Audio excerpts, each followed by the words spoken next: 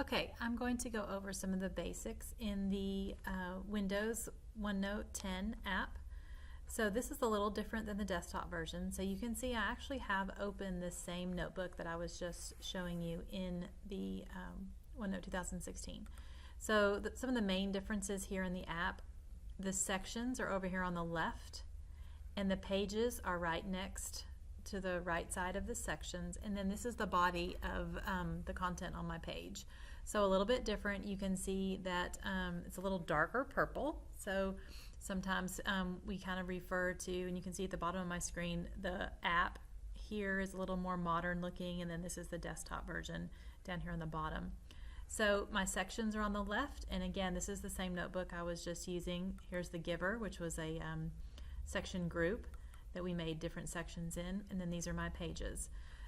We have some of the same tools up at the top. We'll go over some of these more a little bit later, but let me just kind of cover a little bit about a class notebook. So I'm going to click this back arrow here, and I'm going to go to a sample staff notebook so you can kind of see the difference here.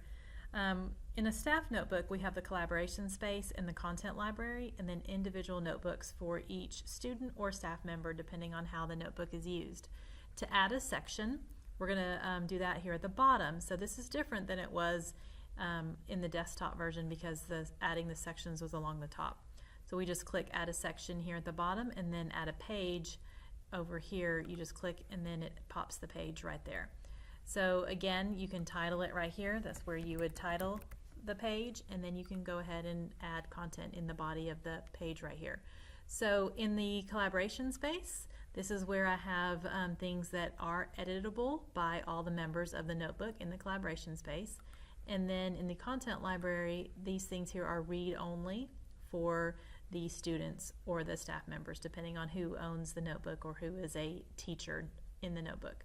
So that's the difference there, is it's kind of like multiple notebooks within the notebook, but then you also have different editing rights. And then these are the individual teacher or student notebooks that you have access to. But as a student, you would only see the one notebook that you own. You don't see all of the other student notebooks. I only see that here because I am a teacher or administrator in this notebook. So some of the same differences here. We have, you can click and you can see the different options here, insert, a few different things. We'll go into those in more detail, but the main difference is my sections are on the left-hand side, then my pages, and then the body of the content here. To get back to another notebook, I click the back arrow here, and then I can see my list of my notebooks and my bookshelf like I referred to previously. And then to add a notebook, I can just click the plus, and that's where I can just create a new notebook right here. Give it a name, and then I create a notebook. You do have the search feature, so we were searching for the giver earlier, so the same thing here. If I type in the word, and then it will pop up to wherever I had the giver in any of my notebooks. So you do have that great search feature available there as well. So that's some of the basics there with the Windows 10.